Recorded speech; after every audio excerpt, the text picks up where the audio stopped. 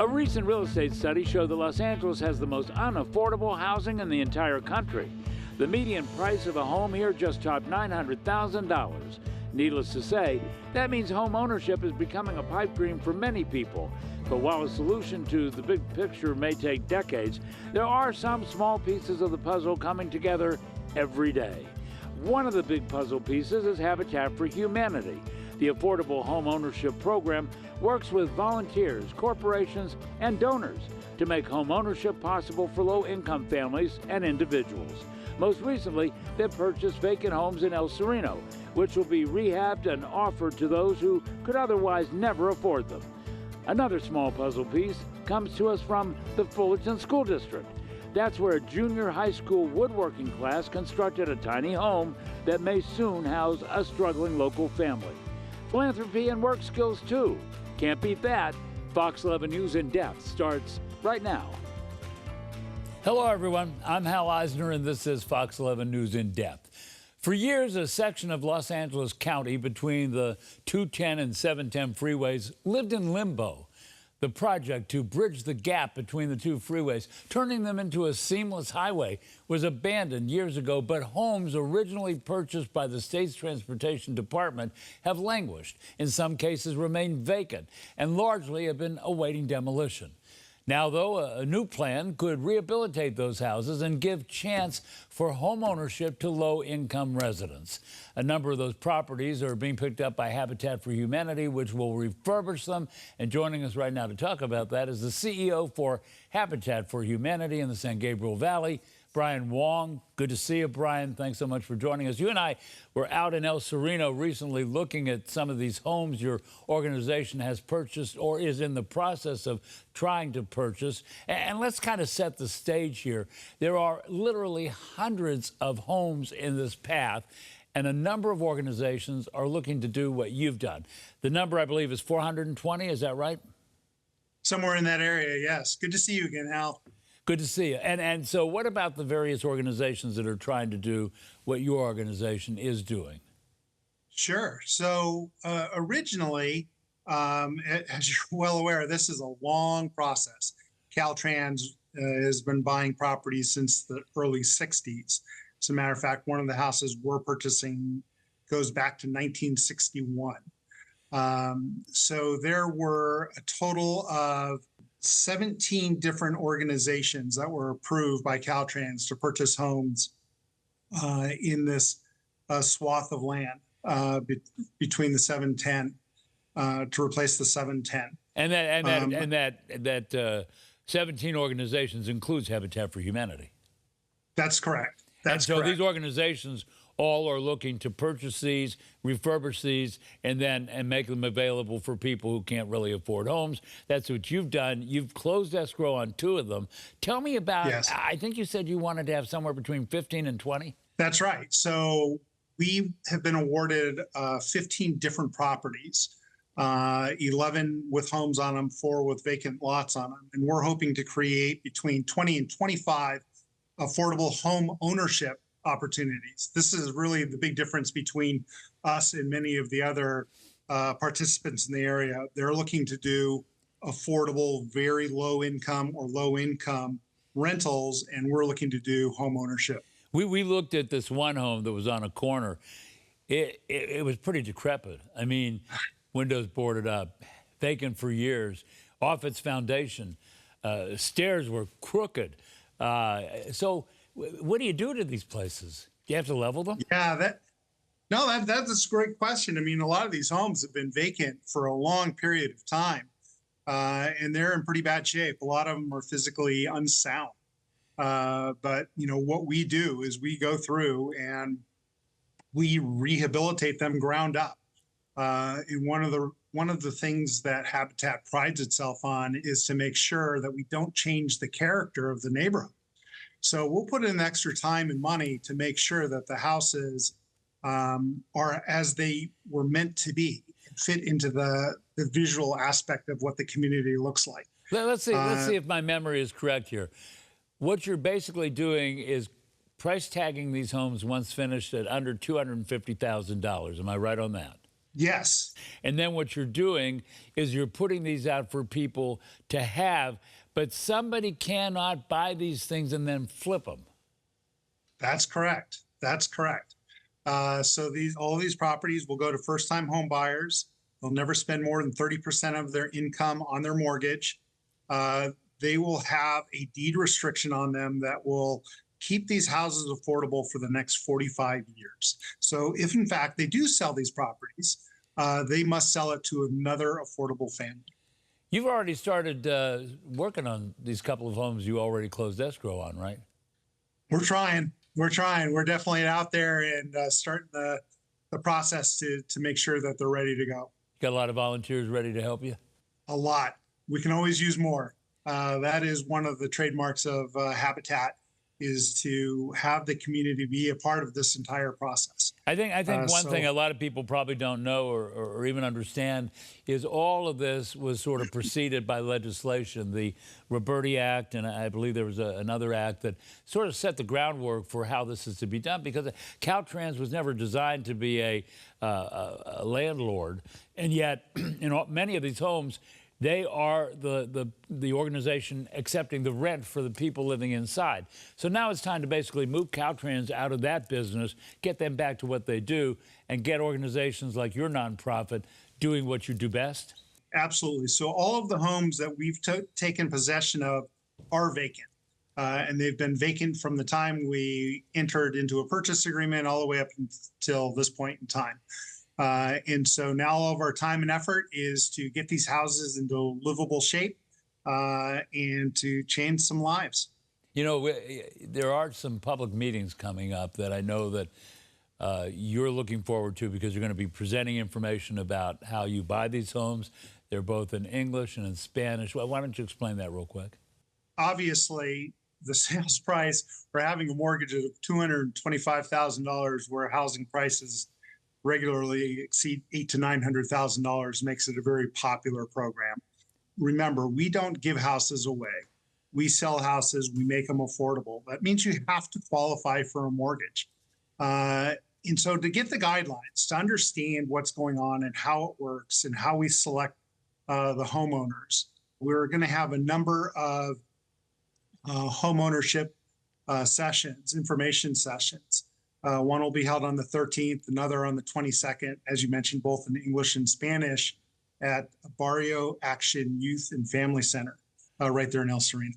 All right, and you have a website that has that for people who may not have a pen in their hand? It's sgvhabitat.org. All right, Brian Wong, CEO of the San Gabriel Valley Habitat for Humanity. We'll be talking more with you in the next segment about what else Habitat for Humanity does in the community. Stick around. We'll be right back.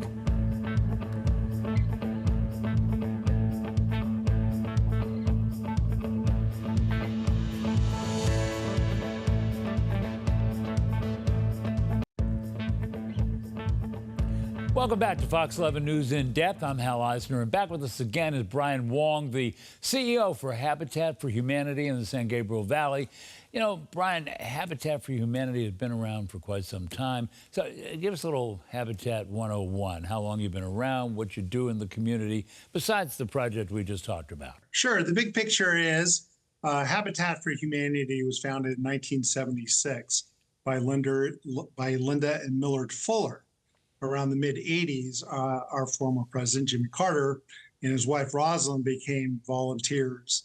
And that's really what kickstarted off our organization. So they didn't found the organization, but they are clearly one of our most important volunteers. He was probably your best pitchman, right? Oh, no question about it. So much so that we have work projects every single year around the world called Carter Work Projects, not only in his honor, but it pulls people from all over the United States to a particular project to get it off the ground.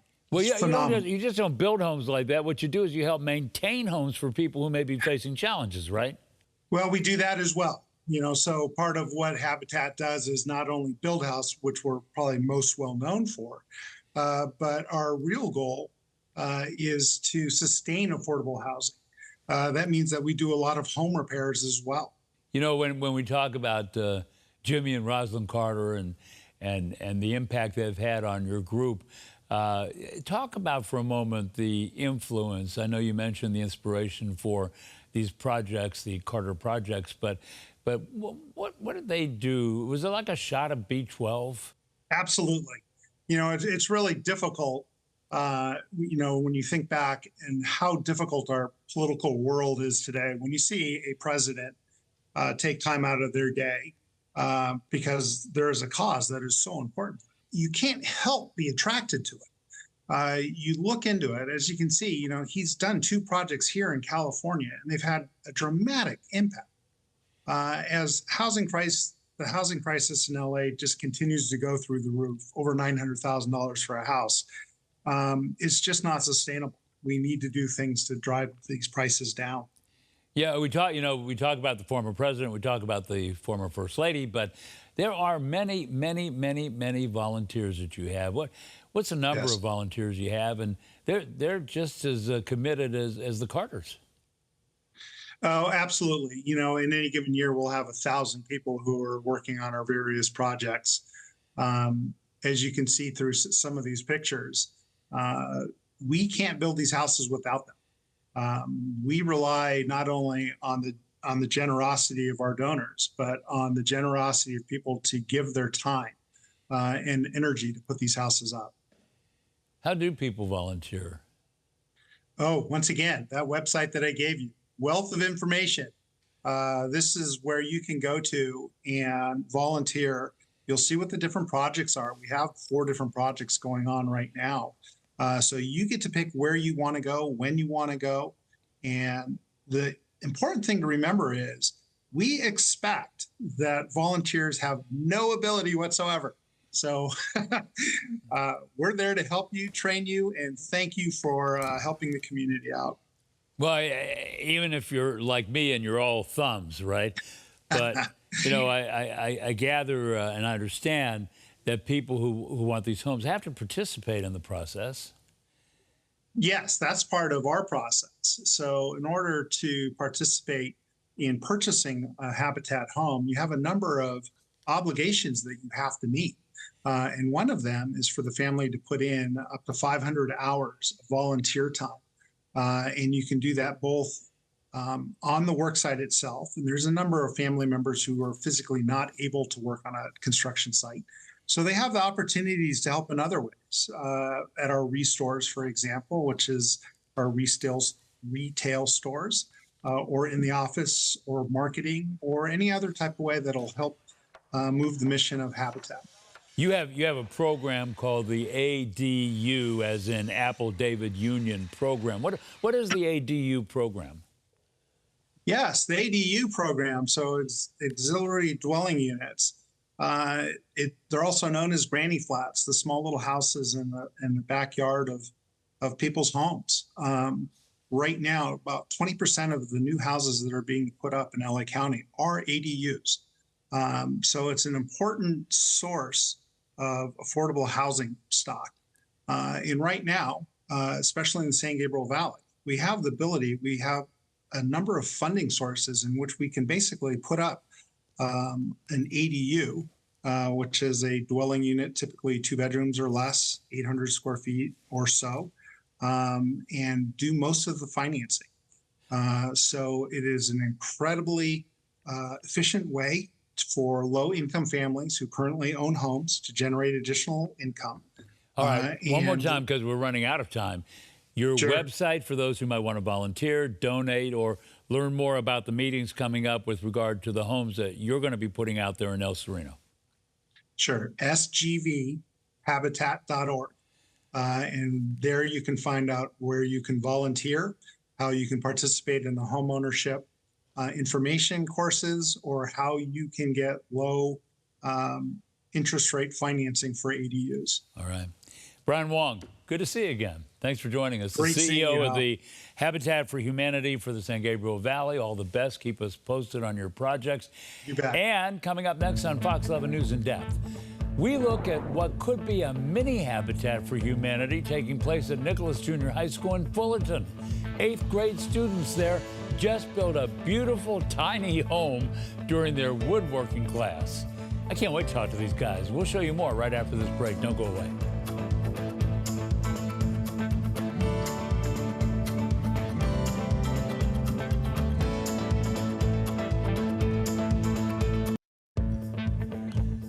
Welcome back to Fox 11 News in Depth. I'm Hal Eisner, and the Fullerton School District is behind an amazing and really heartwarming project created by middle school kids. Students from Nicolas Junior High School in Fullerton helped to build a tiny home that they hope will eventually house a family in the district experiencing housing insecurity. Those 8th graders are part of this project from the planning to the finishing stages. Let's bring in two members of the Fullerton School District, Pablo Diaz, Director of Innovation and Instruction, and Jeremy Davis, our Assistant Superintendent of Innovation and Instructional Support out there. Gentlemen, welcome, and wow, what a project. Thanks for having us. Thanks, Hal. Tell us a little bit about where you are right now. So we're actually in the tiny home. We're sitting on a bed that actually rolls out, but it also doubles as a little mini couch. And it's about 192 square feet. Wow. And it has a loft right above us. These are the stairs that go up the loft. And on the other side of us, we have a little mini kitchen, a restroom, and a shower. Does it feel cozy? There's a sort of a master or primary bedroom right around the corner with a queen bed. So queen down below, a queen up top, and then a full that pulls out below us. That is so cool looking. Let's keep that video up for a moment. Talk to me a little bit about what we're looking at there. This is actually a wall that separates the primary sleeping area from the rest of the tiny house. So these bars serve as a ladder. And then there's some area for decoration. And then just some large windows on each side. We have a television mounted right behind you. And then we have a television mounted up in the loft as well. So there's some ability for the families to separate a little bit in this small space. And then there's a good kitchen with stove, oven, microwave, and then a full shower and restroom right behind in a small area there as well. And let's not forget the AC. Oh, yes. Yeah. Whose idea was this? I mean, how did this project get started? It actually came out after the COVID slumber in 2022.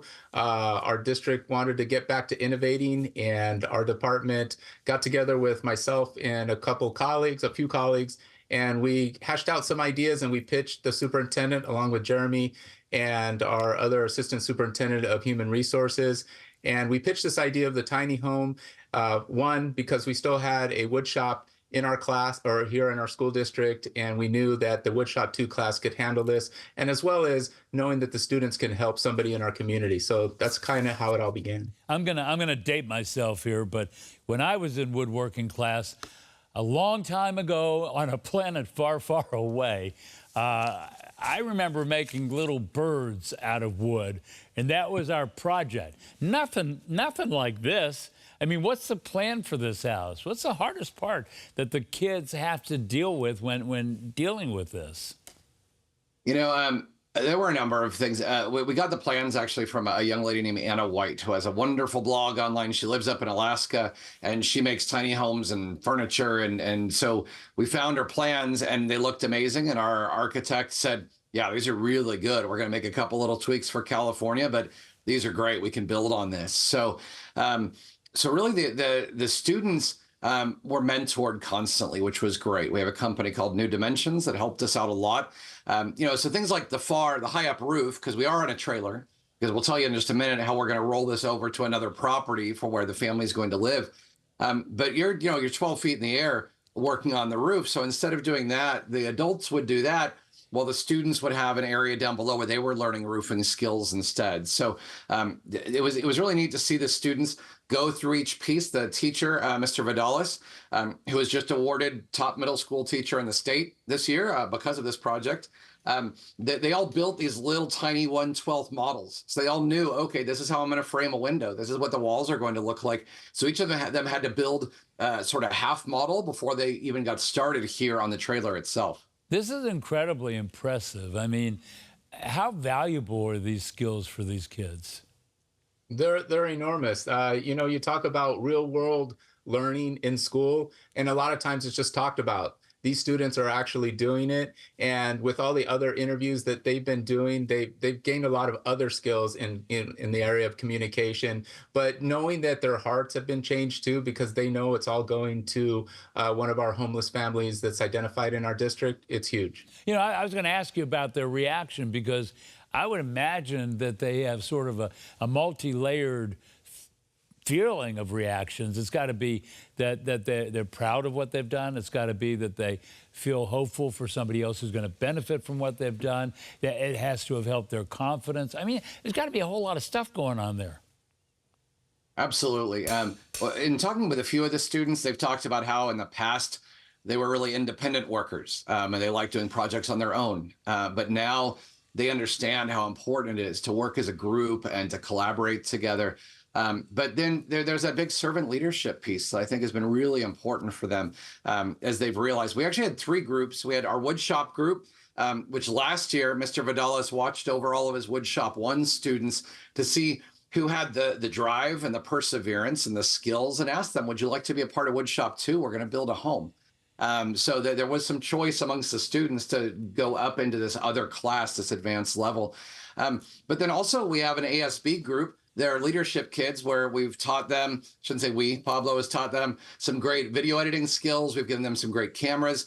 They've been documenting the whole process for us. And then over at Parks Junior High, there's a group of students there who are very interested in like a pre-law kind of idea and policy. They were actually trained up by us and coached. They did a ton of research. They made a presentation, and they went to the city council here in Fullerton. So 4 girls. How remarkable. You know, I've got to cut it short. We're running out of time here, but sure. Just a yes or no. We'll do more of this in the future with more of these tiny homes, yes or no?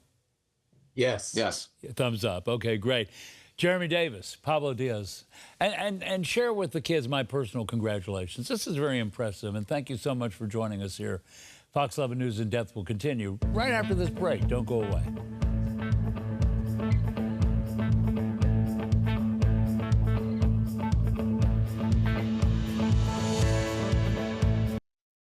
That's it for this week's Fox 11 News in Depth. Thanks so much for joining us. Have a great week, everybody. We'll see you next time. Bye-bye.